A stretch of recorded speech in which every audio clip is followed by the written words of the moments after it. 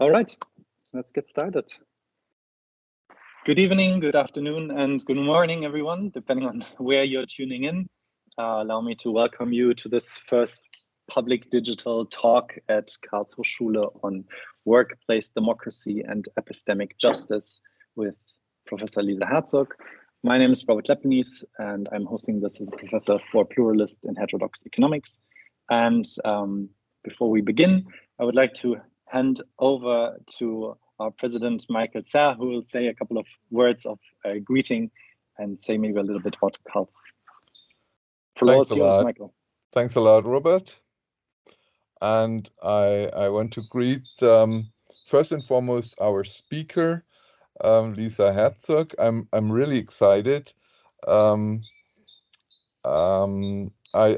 looked a little bit in like your background, and I saw so many interesting things, things that somehow also relate to Karlshochschule, and I'd like to stress a couple of points. One of your publications was on Ernst Cassirer, and Ernst Cassirer was very important for us when we started, like in 2007, 2008, to think about a cultural turn. At that time, we were just a business or management school, and a cultural turn to business and management. And then Cassirer was important and symbolischen Formen. And then later, I saw you once got a prize, Ernst Bloch Prize. And Ernst Bloch is very important for Karlshochschule. If you would be in our rooms in the second floor, you would see tape art on the glass walls, and there is a couple of thinkers that were important for Karlshochschule. And again, Ernst Bloch would be one of the very important sources of our thinking. And you were in St. Gallen. Some of our professors were there for some time. And then you worked, and that's even more important, with Axel Honneth. So whatever the third or whatever generation of the Frankfurt School, and the Frankfurt School is extremely important for Karlshochschule.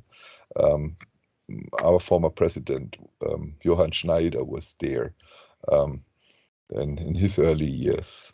So yes, some of the DNA, some of the genetic code, I would say, of Karlshochschule has commonalities with your background, and also your present, being a professor in Groningen for politics, philosophy, and economics, or philosophy, politics, and economics, since you are a philosopher and a social scientist, has, of course, a connection to our PPE program.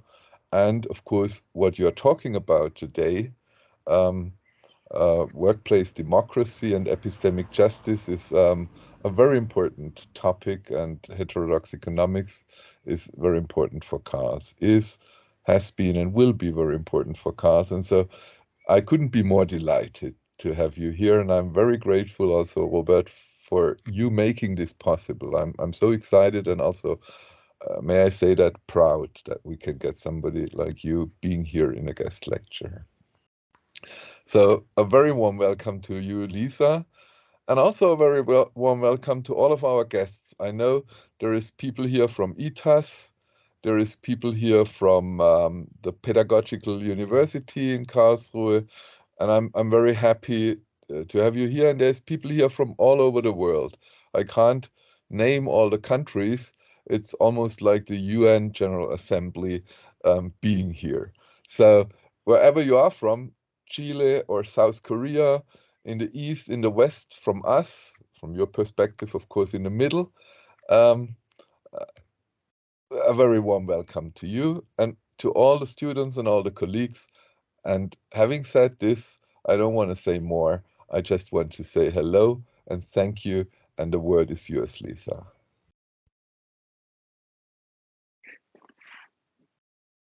Thank you so much. Robert, did you want to say a few words as well? Because you looked like you wanted to. I don't know.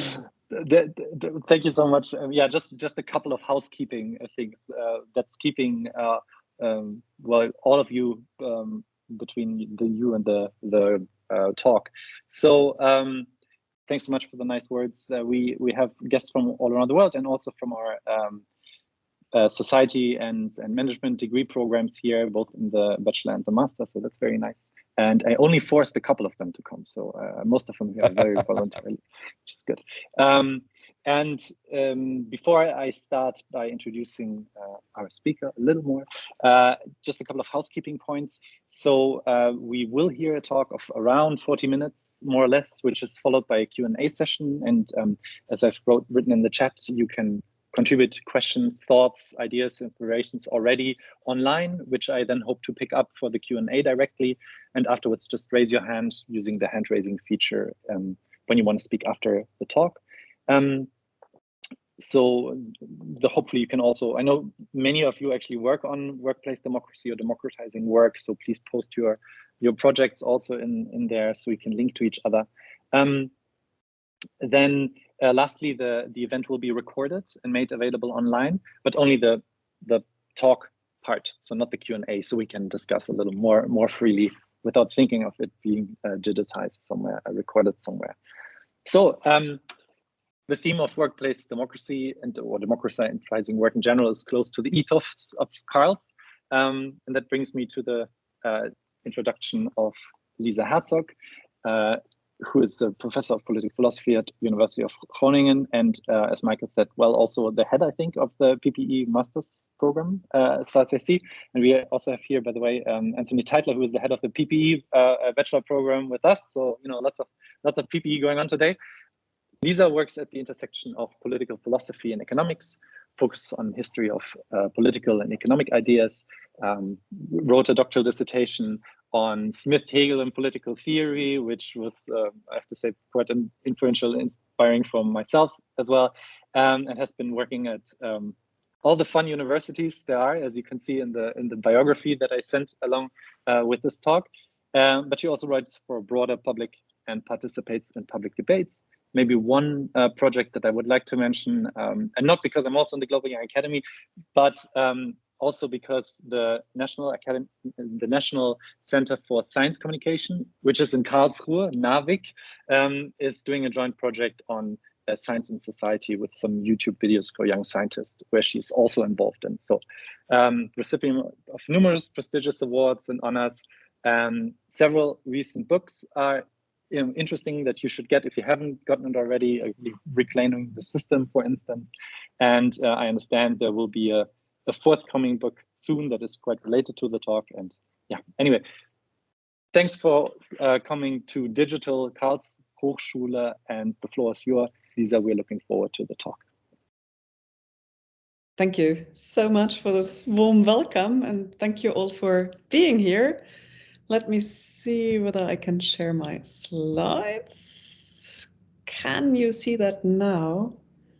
Yes, great. I can only see Robert, not other people. So if anyone wants to interrupt me, you need to signal it to Robert. I would suggest that you only interrupt me if I'm talking clibberish and using jargon that you don't understand, and the actual Q&A can then of course come afterwards. But if I say things that are too much philosophical jargon, then please do interrupt me, and then I'll try to explain it better. So you could do the full screen. That's the only thing. The full screen of the Let slides. me see, but because then I might not even see you. Then I can still see you. That's good, because otherwise that's the strange. Now I'll be quiet. One's own slides, but it's okay like this. Okay, so everyone sees it well. I hope it will also move forward in the slides. But let me get started.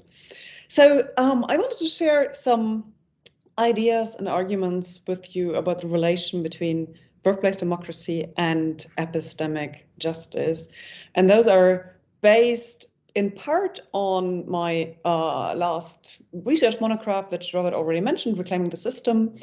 But let me situate the issue in a slightly broader context. Some of you may know the term tobacco strategy, which describes the behavior of corporations, more concretely tobacco firms, which obscured public discourse by supporting scientists that held that smoking was no harm to anyone's health. And this has become a slogan for companies using PR measures, using money to influence research, to influence media, public opinion, in ways that serve their own interests, but often at the costs of other groups in society. This is something, when you start reading about it, it's pretty shocking, but in a way also not surprising, because these companies have been set up as machines to maximize profits with very little checks and balances in a way.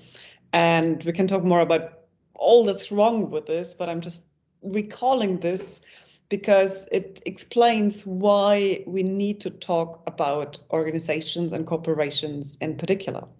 And to add to this, I want to recall the financial crisis of 2008, when you had a relatively small number of organizations in the financial system basically running havoc of the whole economic system of Western countries, and really doing a lot of harm to people who had bought a house, maybe not being very well informed, but thinking they were doing the right thing, who had gotten bad advice, who then got over indebted, lost their houses, lost their jobs. There were repercussions all over the world.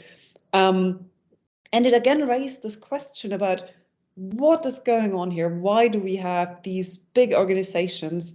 And the interesting thing is also, when you then actually talk to people working in these organizations, or you read interviews with them or so, it did not seem as if they were really evildoers. They're not like Putin or so, who are completely misguided and don't care about human lives or so.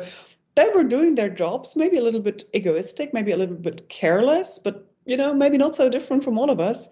And so this raises this question of what's the relation between normal people and then organizations that end up being something that one would really want to describe as evil. So the questions that I wanted to address in this book are how we can prevent these kinds of moral catastrophes by large organizations, where it's not one evildoer or a small group of evildoers, but it's the structure of organizations together with certain human propensities that brings about really, really morally bad outcomes.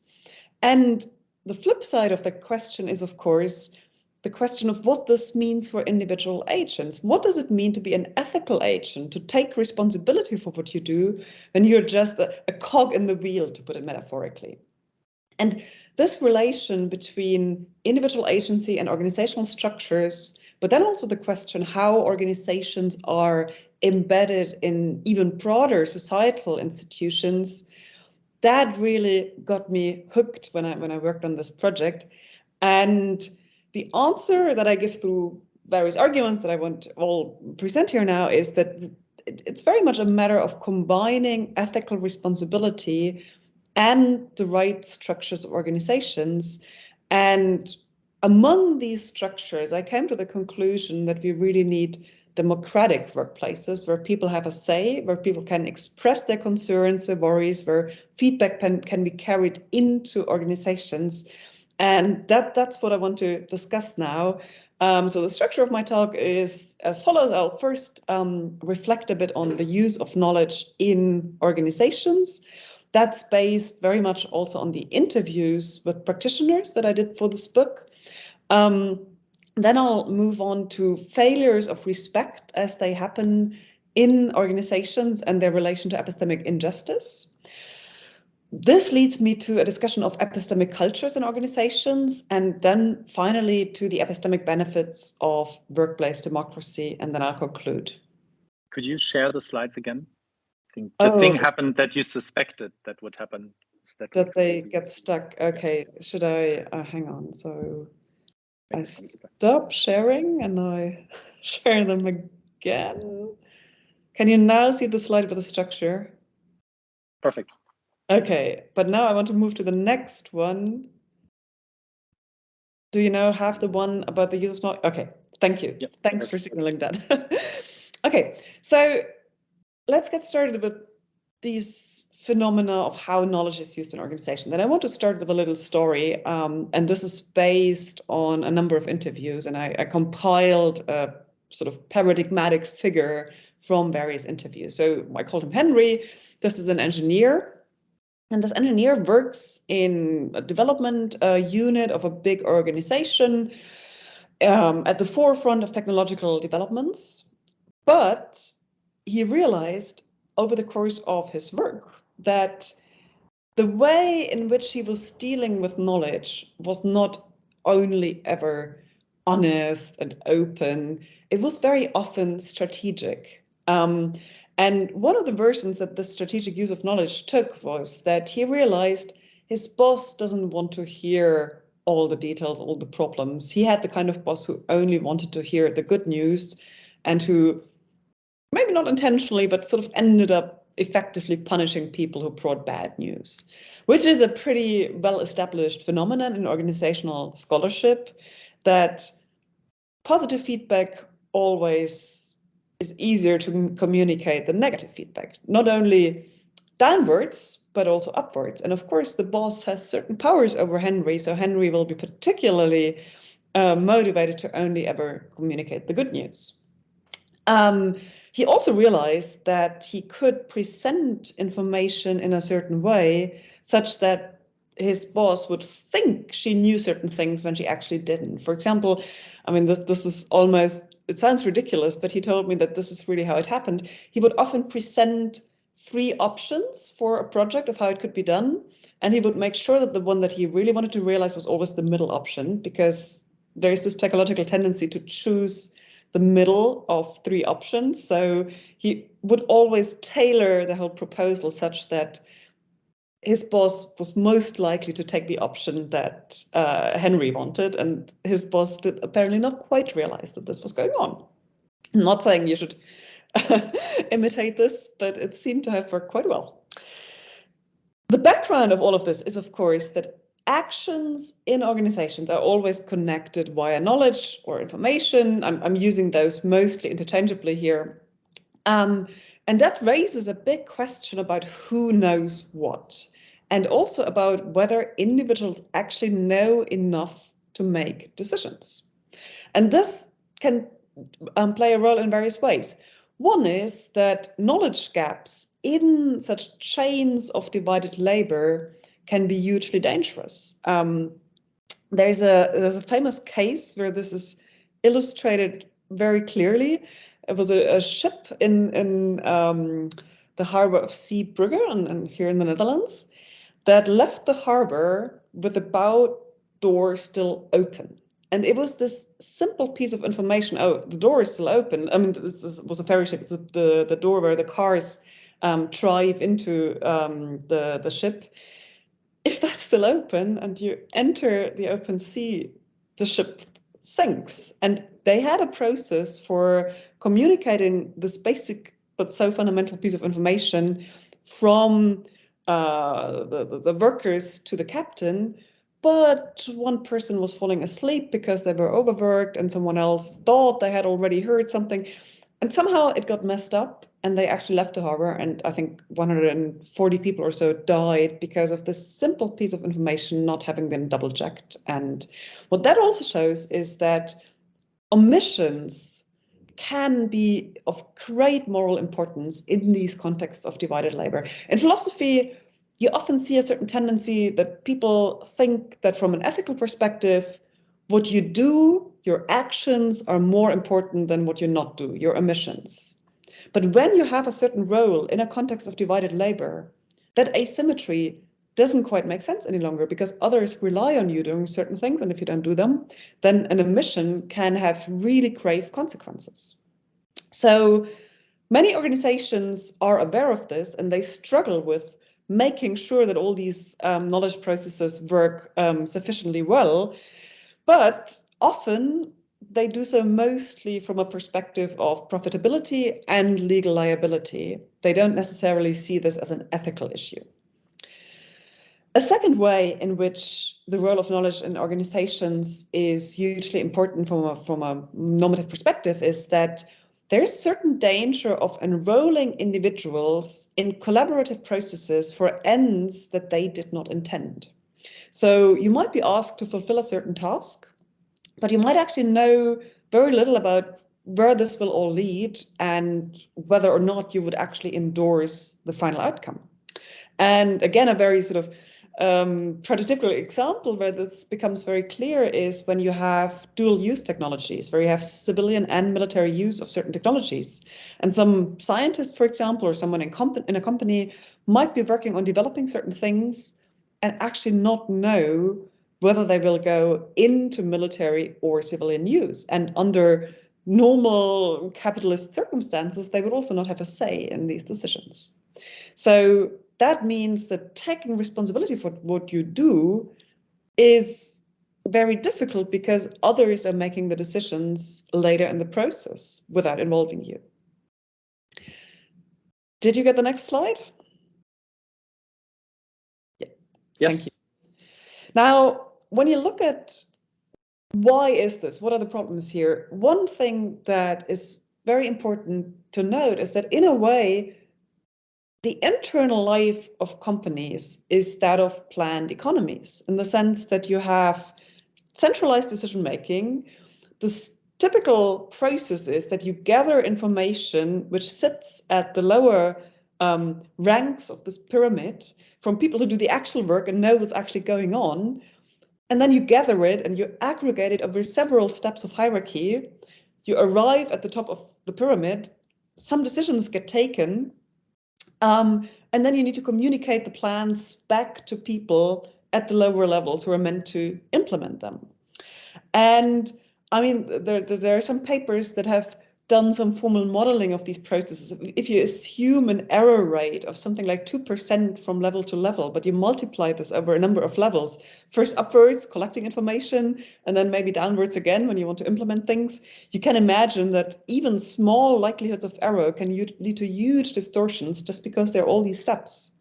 And in addition to that formal structure already being challenging for knowledge processes, there is this additional issue that people might make strategic use of knowledge, such as when Henry presented information a certain way in order to get a certain outcome. And you might say, well, they just shouldn't do this. There's a moral imperative to always be completely objective and neutral and never think about playing these kinds of games with the knowledge you have. But sometimes people might do this for reasons that seem very hard to reject. For example, they might want to protect their own jobs or the jobs of their team members. So Henry told me about one situation where it was really about getting the next big project off the ground in order for all his team members to keep their jobs. And if he hadn't gotten green light from his boss, then these people would have become unemployed or have been moved to other less attractive jobs and not have been able to use their specific skills any longer. So it was really to protect the team. And you think, well, is that actually morally so bad, or is it actually justifiable that people do this? But in any case, it's something that one has to expect for whatever reasons it happens. And lots of economists have spent a lot of time criticizing planned economies for being pretty inefficient. And the standard story, which I will not go into here and which I also don't think is fully correct, is that markets are better at communicating knowledge because you don't have these hierarchies and all the distortions that they bring. But the very point of having companies is that you internalize certain processes into the same legal structure in order to reduce transaction costs. That's Coase 1973, the old transaction cost ideas, which have been developed further. But the basic idea is sometimes markets just don't work very well because negotiating every single step of a process of divided labor would be far too inefficient. And then you have companies. But then the question becomes, how do you actually solve the knowledge problem that they have internally?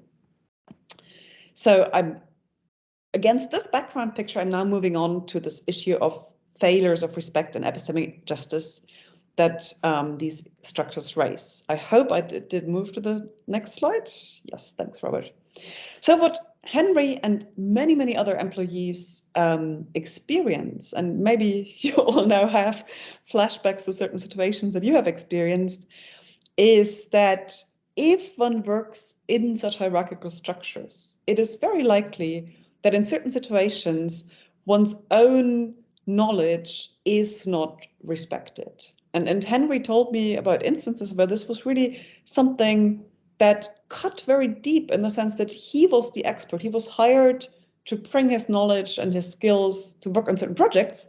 But then when he gave his opinion, when he really spent a lot of time thinking about it, sometimes took stuff home at night to think it over once more, and then he told his boss, and she just said, no, sorry, I don't think this is right. And the paradox here is, in a way, that his boss may have done the right thing maybe for other reasons, but she was actually in a position of epistemic dependence. And just in brackets, epistemic, always related to knowledge. That's philosophy jargon, but I'm going to use it here.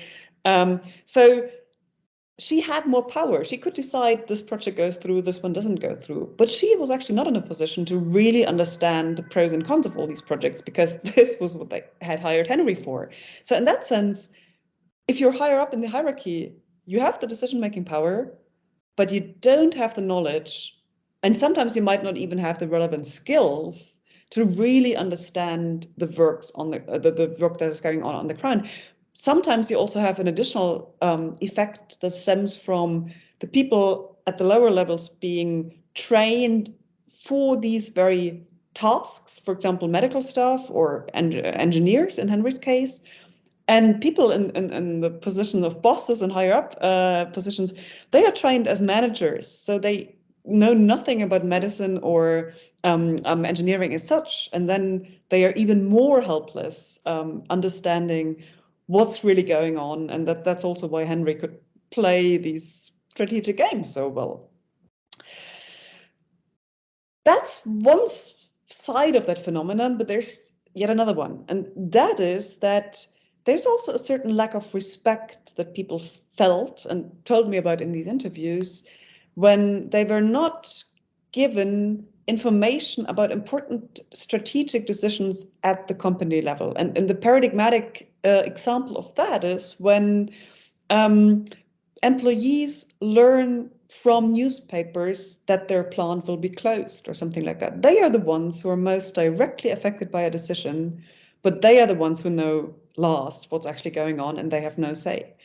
And this is also, for many people, a very sort of insulting experience where they feel that they are not being taken seriously as grown-ups who might want to contribute. And, even if, maybe it's justifiable to close a certain plant, maybe it's not economically viable, whatever, maybe.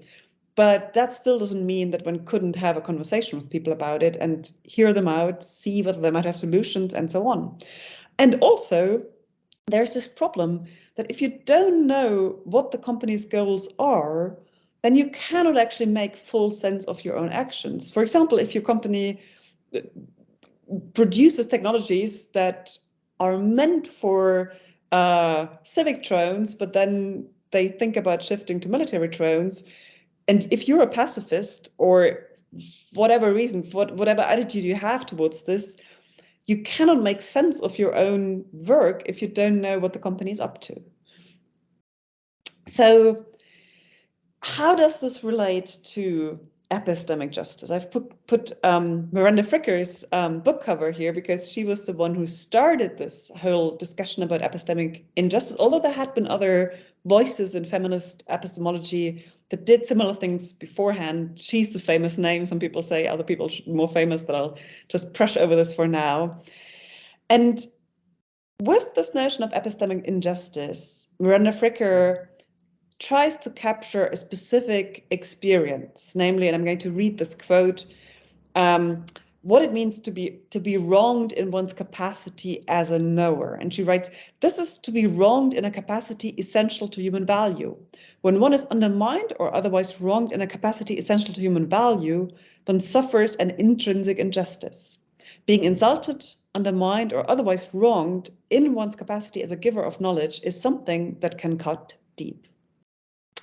And this is something that was picked up a lot in philosophy and also in public discourse because it captures an experience that many people have had one way or another. And people have developed this further. So Fricker has a distinction between what he calls testimonial and hermeneutical injustice. Testimonial means that you act as a testimony, so you have certain knowledge to report and you're not taken seriously because there are, for example, certain prejudices against you as a woman in a male-dominated environment or a racialized person in a white context, and you're not taken seriously as someone giving testimony. Hermeneutical injustice is slightly different. That describes the lack of hermeneutical resources for certain experiences that certain groups make. And her famous example is that lots of women experienced something that one would now describe as sexual harassment long before that term was coined. This term was actually developed by working groups of women in the second wave of feminism because they needed a term to understand their experience. And there are probably still so many other things out there for which we don't quite have the right words. And typically it's groups that are somehow disadvantaged in society that encounter most challenges there, because the dominant language, the metaphors, the expressions that we have reflect the experiences of the dominant groups. And so that is what she means by hermeneutical injustice. You lack resources for expressing, maybe even accessing your own experiences. And Christy Dodson has added another a line to that argument, and I mean there are now many others as well, but I just wanted to give one more example. She also talks about epistemic oppression, when certain oppressed groups also cannot participate in knowledge generation, and they don't get access to epistemic resources, and therefore their voices remain forever unheard, as it were. Now, this is the conceptual framework that philosophy offers for thinking about these phenomena, and I want to apply this to questions of knowledge processes in organizations. And to do that, I want to distinguish two different types of cases. The first is that companies or other workplaces can very often be spaces in which sexist and racist and other forms of epistemic injustices take place. So that's something where we can directly apply many of the examples that Fricker and other authors give and imagine cases where this would take place at work. But what I would like to add here, and what this whole debate about epistemic injustice has been weirdly silent about, is that the structure of companies can also be a cause of epistemic injustices where workers qua workers are epistemically, well, treated unjustly, disadvantaged. And you could say that the very fact that you have these hierarchical structures already implies that there is no equal footing on which people can encounter each other. And very often this plays out in forms of lack of respect by those in sort of leadership roles, at least on many conventional understandings of what leadership means. It usually doesn't mean that your first task is to listen. It usually means you have to go forward and be visionary and have big ideas, and then others need to do all the work. But that's not an understanding of the role of leader that would show respect to others as bearers of knowledge, simply because they are employed by you and you're their boss. And there's also this lack of involvement in the epistemic processes of determining a company's fate, where also workers qua workers are really not taken to be on an equal footing qua hours. And of course, these injustices can intersect with those along lines of sexism and racism and what have you. So probably the most disadvantaged workers are those who are also female and racialized and so on, who are really not taken seriously as having anything to say about where a company is going. And I mean, there's a lot of sociological work about all these hierarchies, how they play out in the world of work, also in terms of pay. But I think these epistemic dimensions add to the injustices that many people experience at work. Now, what does this mean for what could be done better? What I want to argue and have argued in the book is that we can have different epistemic cultures in organizations. And I venture the hypothesis that there are sort of self-reinforcing processes. There are various bits and pieces of empirical research that support sort of elements of the picture that I'm drawing. I haven't seen any sort of fully fledged out comparative analysis here. We have a project now that's going in that direction, But let me just describe what I mean as sort of these self-reinforcing processes. When you have a situation where there are disrespectful hierarchies in companies, people will very often react by using knowledge strategically. When others realize this leads to distrust, and distrust often leads to a lack of feedback and a lack also of willingness to listen and to give feedback, but also to receive feedback.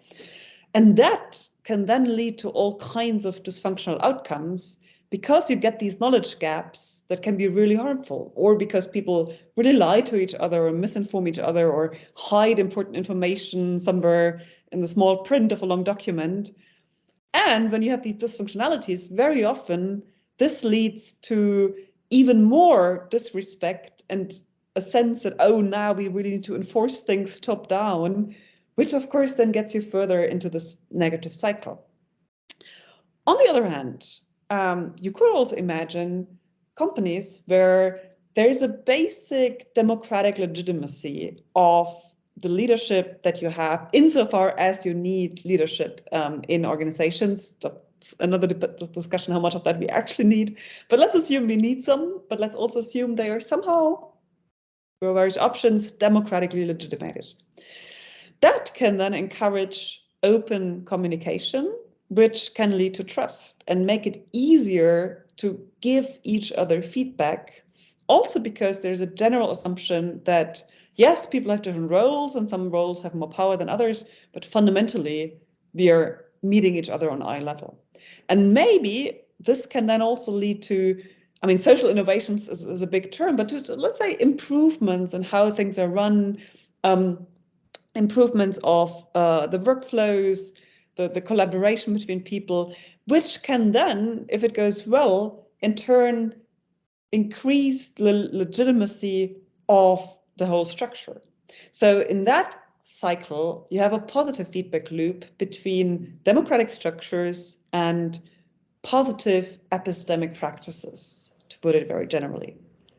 Now, I still haven't given you the part of the argument where I want to explain why it could actually be epistemically beneficial to have more democratic workplaces. And this part is based on a paper that I wrote together with Felix Gerlsbeck, where we look at this in more detail. And the basic idea here is as follows.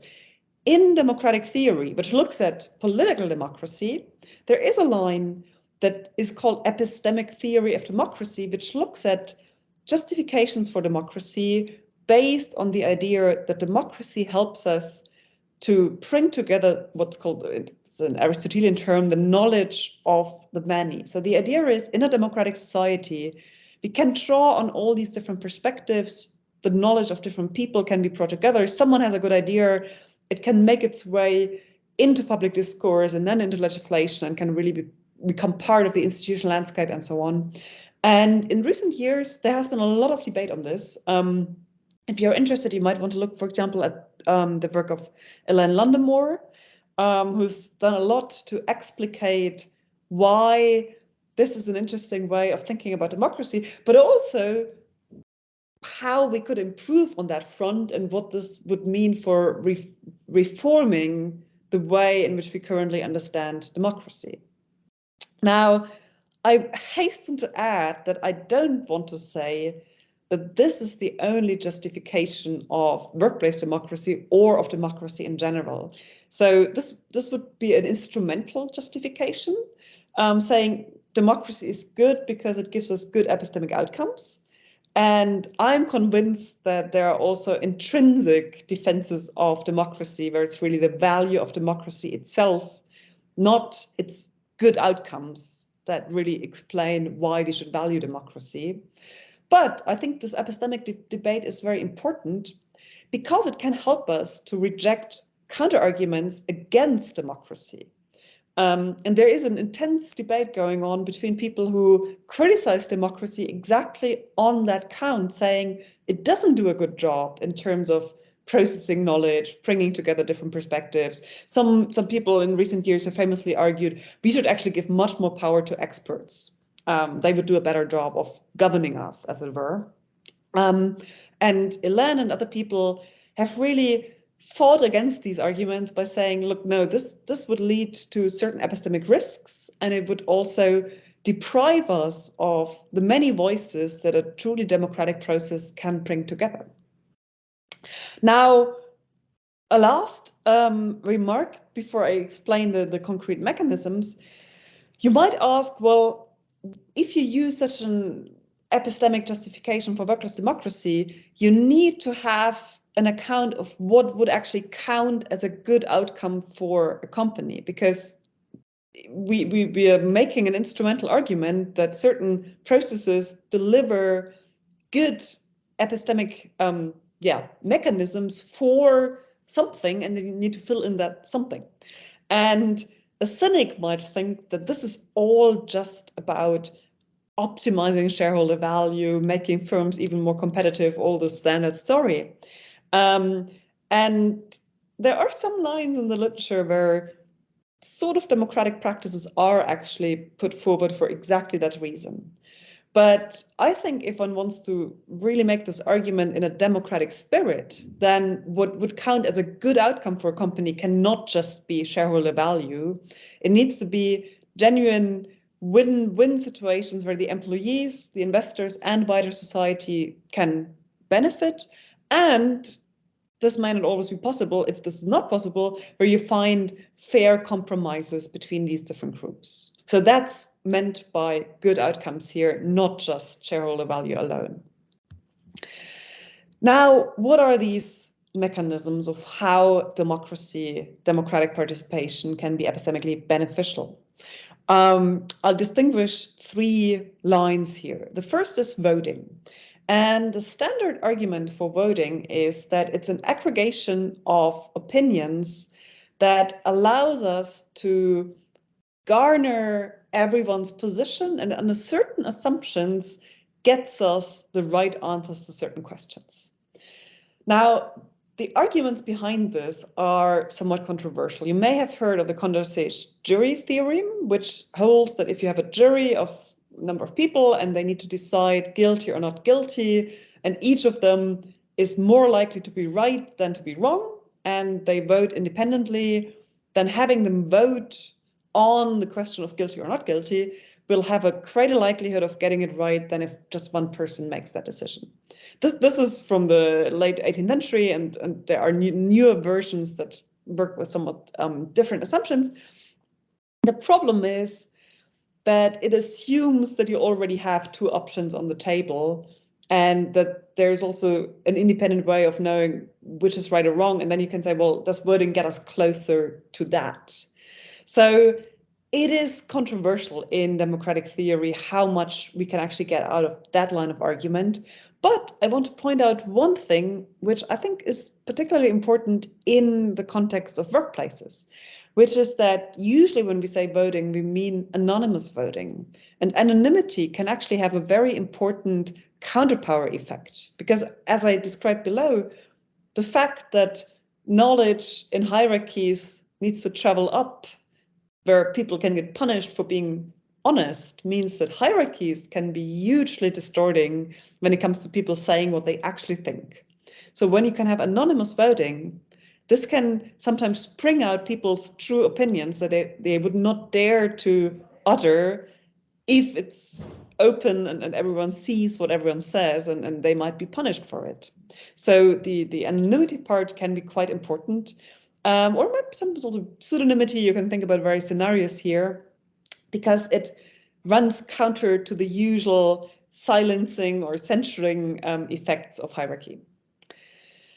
The second line of argument here is a different democratic practice, namely deliberation. And of course, there are many theories of what deliberation is and how exactly it's supposed to function. But the basic idea is that you have open discussion on an equal footing, where, as Habermas put it, the forceless force of the better argument wins, and not hierarchies or social power or something. The benefits of deliberation include one that is, again, particularly relevant for workplaces, namely that you can bring different perspectives together in discussions. And of course, in workplaces, you have different roles where people have different competences and they need to decide together.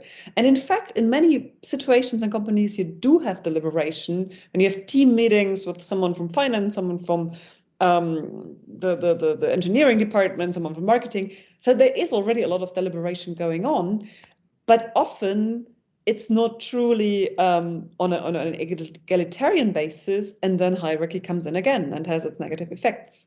But if it can be organized in ways that are truly egalitarian, it can really have many epistemic advantages. Lastly, theorists of democracy also emphasize that democratic processes are able to self-correct and to have reflexivity, in the sense that you can reflect upon the process and the goals that you're pursuing. Many other processes, like certain bureaucratic processes or market processes to some extent, they assume a certain goal, and then everyone is just involved in the process, not questioning the goal. But democratic processes have the possibility that you sort of stop the discussion on a certain topic and you say, well, what are we actually doing here? What do we actually want? And are the processes right? Should we run in this direction, or should we actually stop and maybe change direction? That's something that Jack Knight and other pragmatist theories of democracy have emphasized in particular.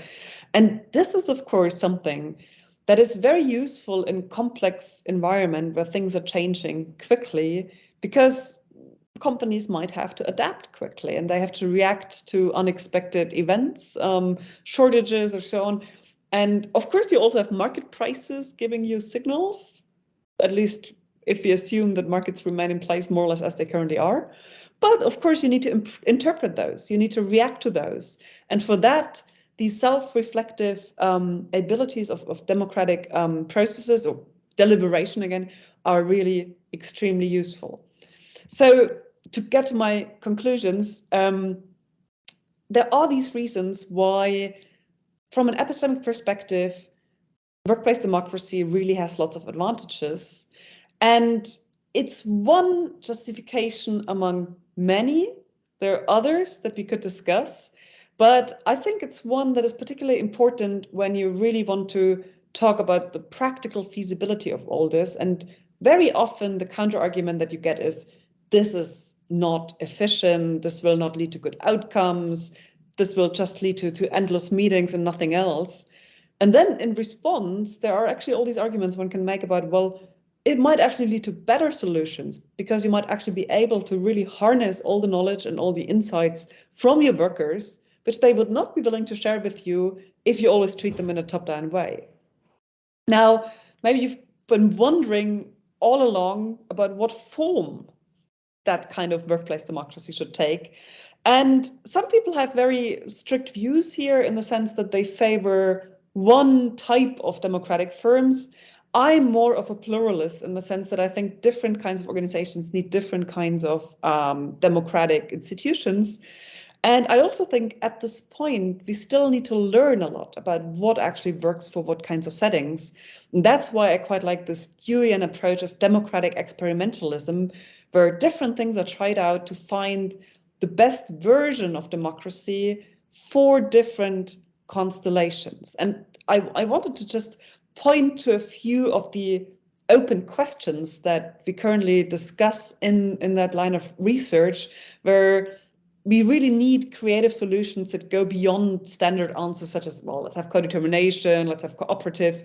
I think those are good answers in many contexts, but I think they're creative challenges ahead of us in a way.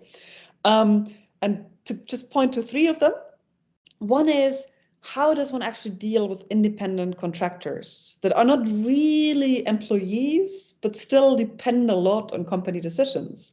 So how would you integrate their voice? How would you make sure that they also have a say, but maybe not as much of a say as the employees who really work at a company? So the boundaries of the demos, to put it in democratic theory terms, are one of the big questions that are currently under discussion.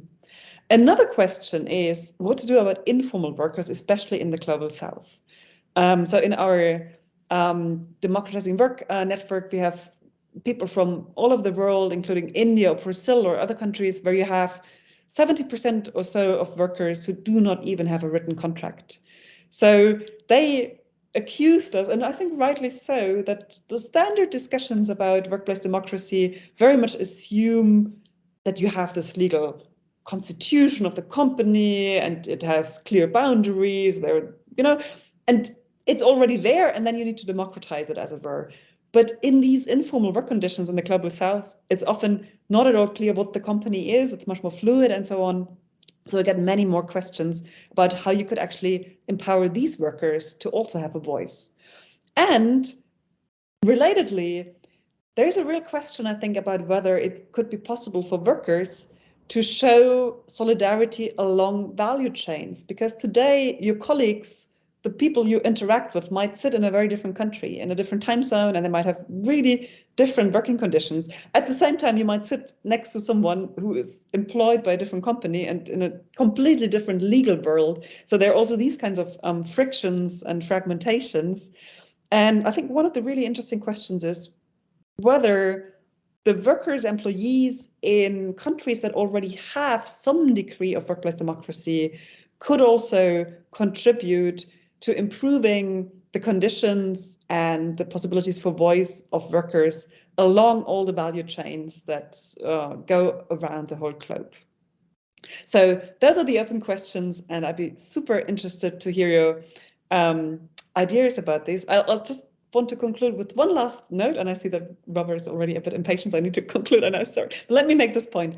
I think there's a huge potential these days in digital technologies because they can connect relevant communities. They can connect communities to experts, for example, legal or technical experts. And maybe they can also connect them to customers. And then customers could make a decision, I want to buy from more democratic companies. And I've put a picture here, which is a very interesting example of this. And I hope it will get off the ground. It's an association which started out as a WhatsApp group in Spain called Las Kellys, which is hotel maids who often have really gruesome working conditions. And they got together, they shared their experiences. And what they are trying to do now is build an app that allows customers to only book their holidays in hotels that have better working conditions. And so they crowdfunded this app. And when I last checked last week, I could not find the app already there, but hopefully they will manage. And that's the kind of projects where you see that there might be really potential. And I mean, there's this saying which doesn't, it's probably just ben trovato, as they say. It's probably not a real quote, about invent the printing press and democracy is inevitable. And you might ask, well, could we say invent the internet and democratic work is inevitable? Because it gives us so many ways to connect and to share information. But of course, it took a few hundred years between the printing press and democracy. So I hope that between the internet and democratic work, we can maybe be a little bit faster. Thank you very much. And now I look forward to the discussion.